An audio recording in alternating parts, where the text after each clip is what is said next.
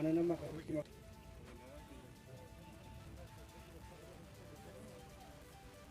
मा बुंनो सानो बड'लेण्ड स्टुडेन्ट इउनियन हिसाबै जोङोथ' थारमाने गेलेनायनि बिथिङानो जा सोलोंथाइनि बिथिङानो जा सिगांनिफ्रायनो जोङो जोंनि जाखांबोनाय जेनाखि यां जेनेरेसन बिसोरखौ जोङो इनकारेज खालामनो थाखाय जों गोबां हाबाफारि लाबोदों। दिनैबो जों थिग बेबायदिनो देबोरगाव ब्लक बड'लेण्ड स्टुडेन्ट इउनियननि बेनारावहाय जोङो फ्रेन्डलि भलिबल मेट्सखौ होनाय जादों। जे नैबे गामि ओनसोलाव होफैनायनि मेन उद्देश्यआनो जाहैबाय जोंना जाहाथे जोंनि जाखांबोनाय उन्दै उन्दै गथ'फ्रा बे खेलाखौ मोजाङै मिन्थियो, ओमफ्राय खेलाखौ गेलेनानै जाहाथे गोजौ लेभेलाव गावबा गाव रोंगौथिखौ देखायनानै सुबिदा लानो हायो। मानो होनबा दिनैनि दिनावहाय खेलाजोंबो गावबा गाव जिबनखौ दानो हानायनि मोनसे सुबिदा दङ।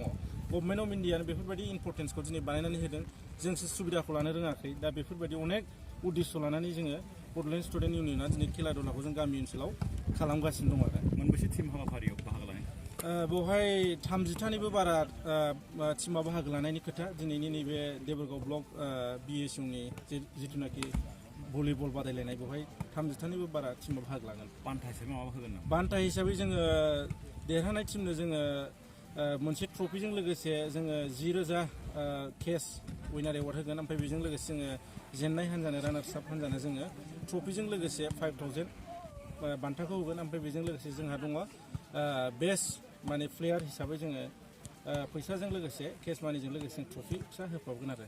दा बे सिउ हिसाबै जोङो गुबुन गुबुन ओनसोलाव खेला दुलानि गेजेरजों मोनसे नोजोर बोदों जे दिनै बर्थमान जोंनि लाइमोनफ्रा खेला दुला गेलेनायखौ बाद होनानै बांसिन निसा बुस्थु जौ जुवा बेफोरबायदि फारसे दावगालांबाय थानायखौ नुनानै BSUनि तरफनिफ्राय मोनसे खेला दुला फारसे जोंनि लाइमोनफोरखौ गोसो होनो हायो नामा, बेनि थाखाय दिनै गामि ओनसोलाव बिथोरा ओनसोलाव बे खेलाखौ फाथिनाय जादों। देबोरगाव ब्लक कमिटि BSUनि बानजायनायाव गासिबो बे ओनसोलाव थानाय प्राइमारि लेभेलनि सेंग्राफोरखौ थुलुंगा होनो थाखाय बे खेलाखौ अर्गानाइज खालामनाय जादों आरो। Thank you.